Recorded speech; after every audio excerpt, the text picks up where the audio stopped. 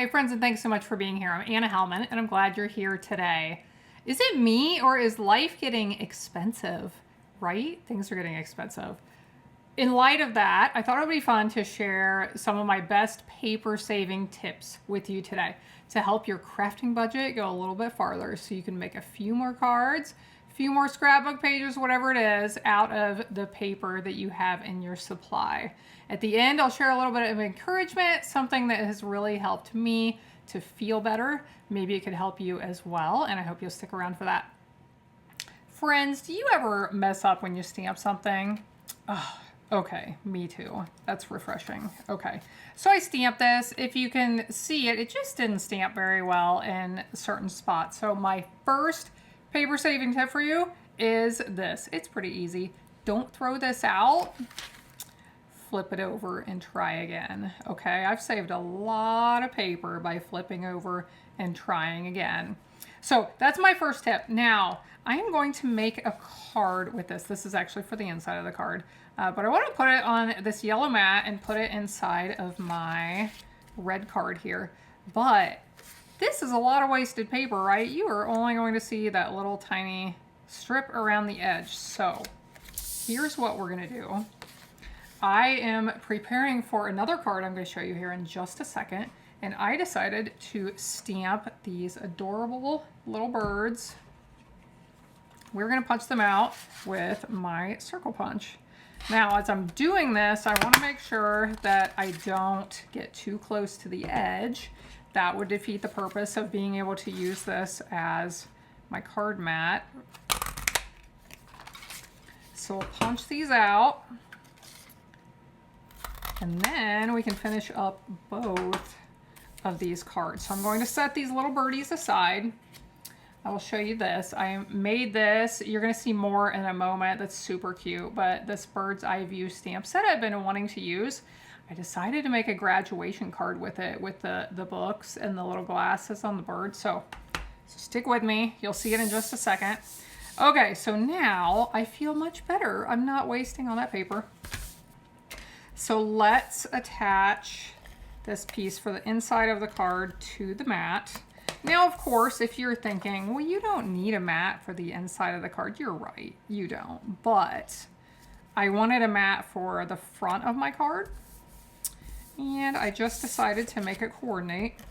So here we go. You can see all those holes on the back. Looks like some Swiss cheese, but no one will ever know. And now let's take a look at the front. So here is what I created for the front with that adorable little bird. I made him standing on top of the stack of books. I colored these with my Blends alcohol markers, which I love for those like rich, really rich, bold colors. The greetings, since we're talking about graduation, sometimes it's hard to find graduation greetings, right? So I used these two. I found this one, the good things come to those who wait.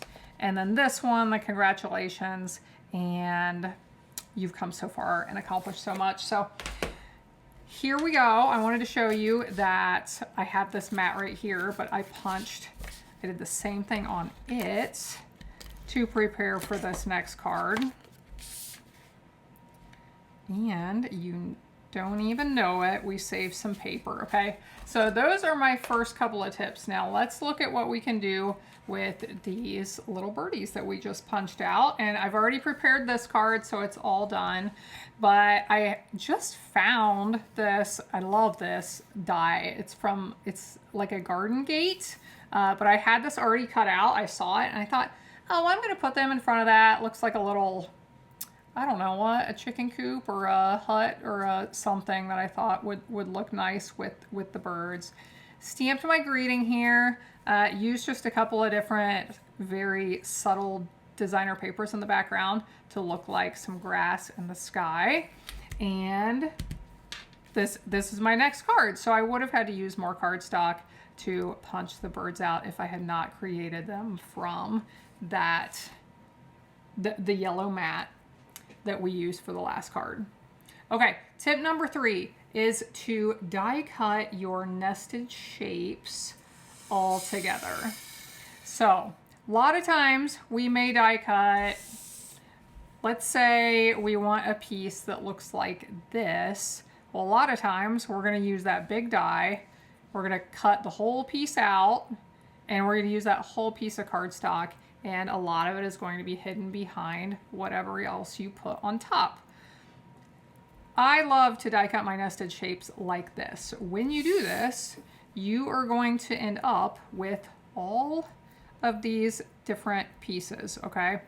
Now, depending on how you do this, let's say you want the border to be thicker. So maybe you're like, well, okay, that's okay, but I want my border to be thicker so that I can put something on top and you don't see that it's open in the middle.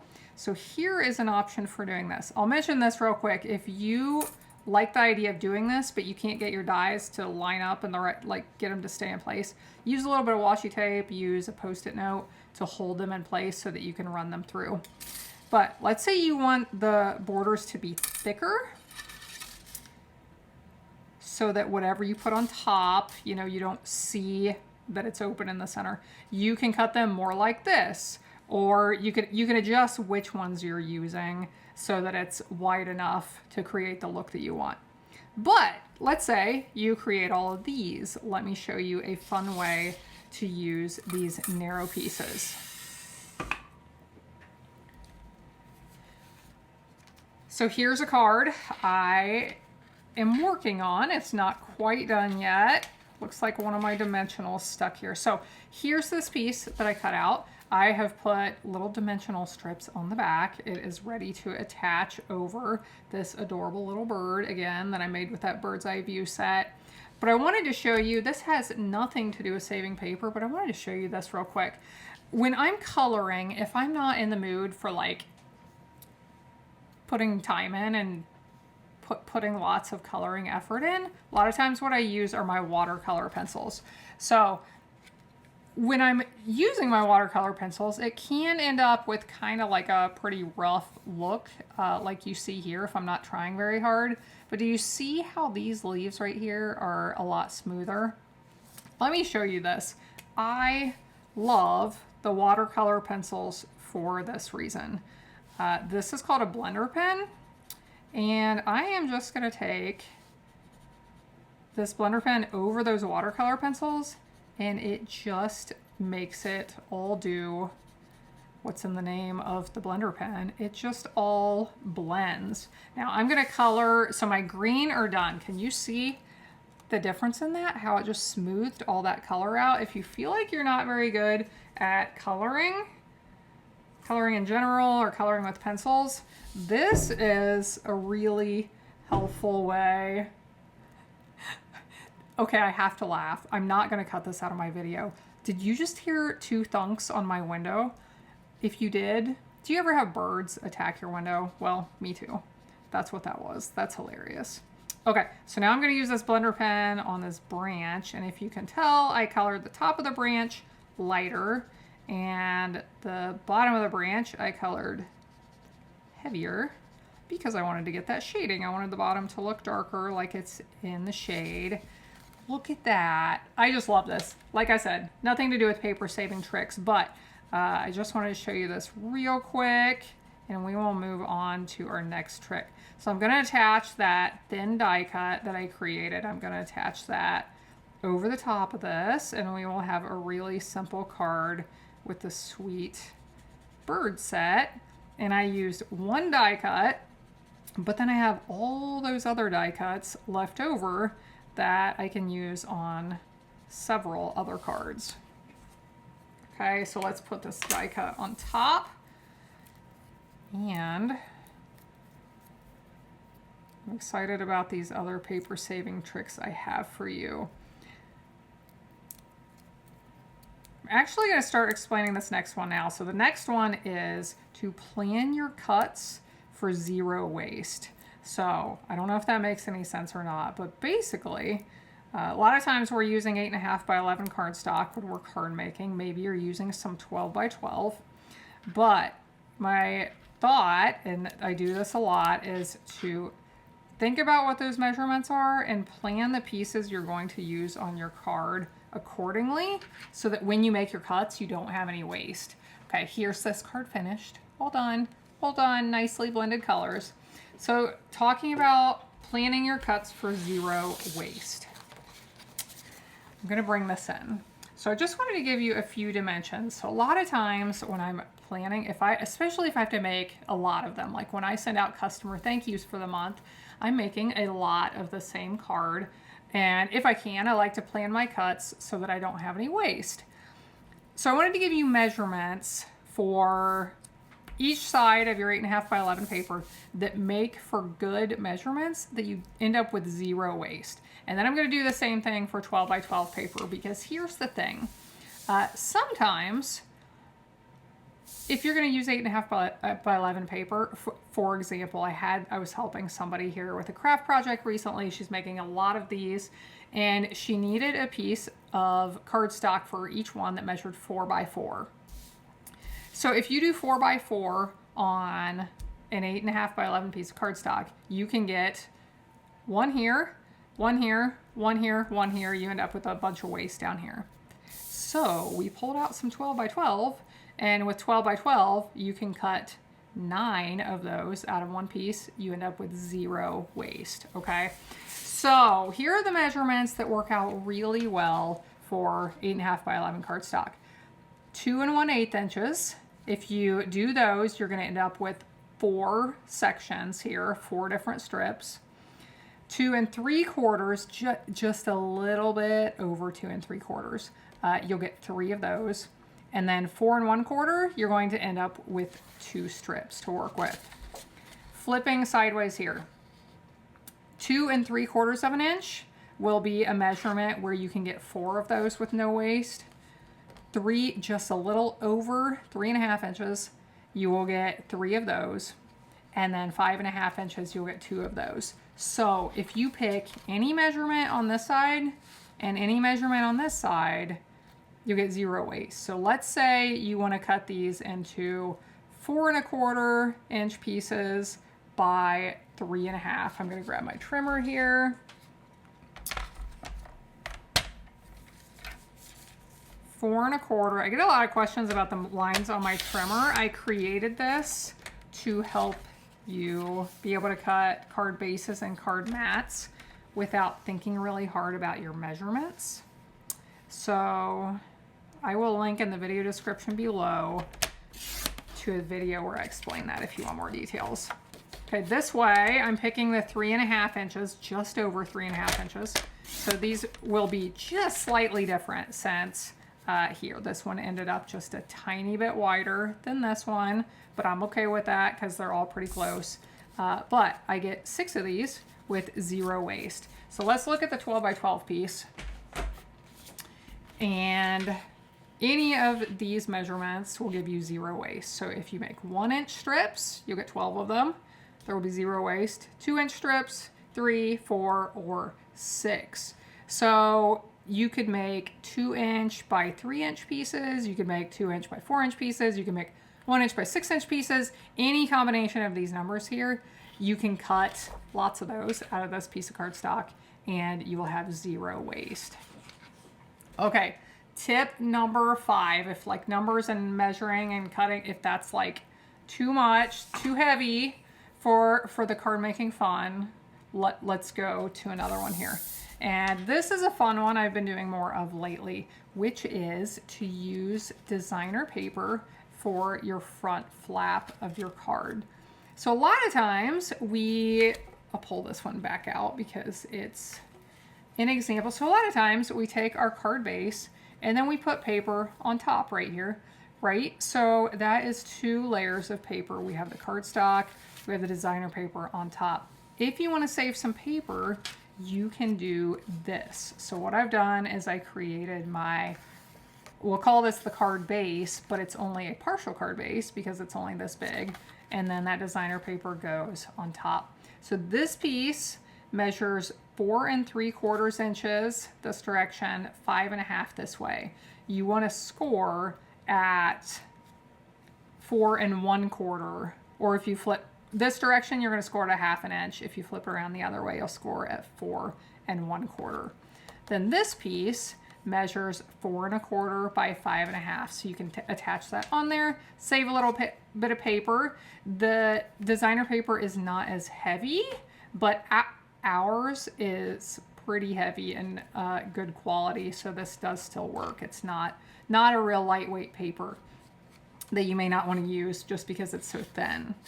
So this one I'll show you. I'm still using that bird's eye view stamp set for this. I did use, actually for both of these, I used a set called Garden Meadow. Here's that die I was talking about, that big garden gate die. I absolutely love this die.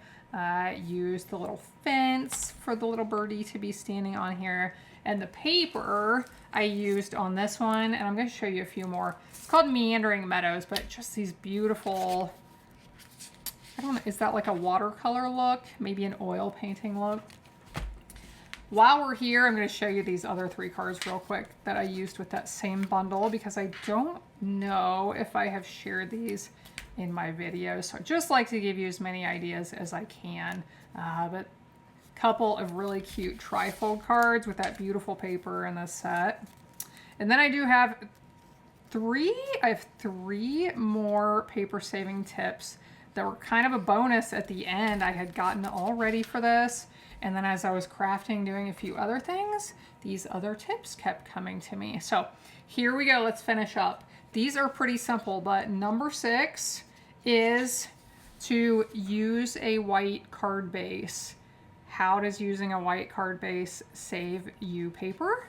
Well, when we flip to the inside, it could be white or it could be any light color. I should say that, any light color. When you flip to the inside, you don't have to add a card mat inside. If we had this red card base, it's a little dark. You could stamp on the red for your greeting on the inside, but then it's a little bit hard to see, maybe hard to see your signature. If you use white or a light color, you do not need to add a mat to the inside. So that's another way to save some paper. My 7th tip is to use a stamping platform. It makes your stamping more precise, less mistakes. Less mistakes equals saving paper. And last but not least, I was just making this card. I had cut this die cut out of that foil paper, and this was laying here as I was prepping for this video, and I was like, well, there's another paper saving tip too. This was my scrap around the edge, but it looks nice, right? So we can use this on another card. Save those scraps. You can always come up with a way to use them. Hope these paper saving tips help you. I'm going to flip my camera and let's chat for a second. So I just wanted to share a little bit about something that has helped me feel better, helped me get out of my head, help with a lot of things. And it's so simple. We've heard a million times we're supposed to exercise, right? And some people are really good at exercising, and some of us are less good at exercising. I'm good at exercising when it involves work that I need to do, like gardening or working in my yard. I'm good at that. I'm not good at making the time to get out and exercise. Now here lately, I've been a lot of stuff going on this wellness journey that I've been on. And so one of the things that has been a big part of me getting better over the last year and a half or so is I've been able to tell my body is detoxing like crazy. So I've mentioned several times, if you are not aware, that all of our wellness basically begins in our digestive system. And I may talk about this more sometime, but when we are not well, if we get sick a lot, if we are developing problems, most likely, or maybe always, that is a sign that things are not working correctly in your digestive system. And then all these mental and physical problems come as a result of things not working well in there. And in a lot of cases, not having the correct microbiota, not having the correct bacteria and things flourishing in there. We get the wrong things flourishing in there, and it leads to health problems. So I have been detoxing like crazy. The detox, the way I have learned so much about my body. I would not have used to know, like, well, what does that even mean? What does that feel like? I don't understand. Farmer Matt, sometimes, my husband, asks me these. He's like he doesn't even understand what I'm talking about. Like, how can you Just to give you one example, this is the one that he looks at me and thinks I'm crazy, and he's like, that's like, I don't even understand that. I often I get this feeling in my hands. They're like tight, a little bit swollen, kind of like they're full. Sometimes they get a little bit tingly if it's like more extreme, but that is when there are like lots of toxins in me trying to get out. One of the things I'm supposed to do on the diet I'm on is take a detox bath every day with either Epsom salts or baking soda mixed in. And shortly after I started, I got in the bath and like it felt, this is so strange. You're going to think I'm a lunatic if you don't already. It felt like there was a river rushing out of my hands and into the bath water. And so on some days I feel this. On some days I don't notice it at all. But I have noticed this is one of the things I can tell when, like when I started my iodine treatment, for example. I've talked about that a little bit. Things were trying to flood out of my body and they couldn't get out fast enough. And the detox baths are one of the things that helped. But I'm very distracted and I don't even know. Oh, so with detoxing and trying to feel better, one of the things I have realized helps, and I've been trying to do more, is to get outside and walk. Okay, exercise. We're supposed to exercise, right? Like, I don't know about you. My body was not made to run. I don't run. If you run, I give you a lot of credit because it's just not going to happen over here. It's just not. I do like to walk and I love to get outside, but for whatever reason, you'll have to tell me in the comments, am I the only one? For whatever reason, it's hard to drag myself away from the things in the house to just go outside for a little bit. There's always things in here to do. There's, housework and crafting and business and email and kids and dishes and laundry and all the things. Okay. So why is it so hard sometimes just to go outside and enjoy some fresh air? I don't know. But when I do it, I feel so much better. And walking, most of us can walk. I know, if you have leg problems or certain health issues, walking may not even be an option, but I just feel so much better. Getting out into the fresh air is better. And so here's my challenge for you today. As we're approaching warmer weather seasons, which in my part of the country means I want to go outside. In your part of the country, I realize it could be the warmer season where you stop wanting to go outside. But for a lot of us, this is a great season to start getting outside. I talked about gardening several weeks back.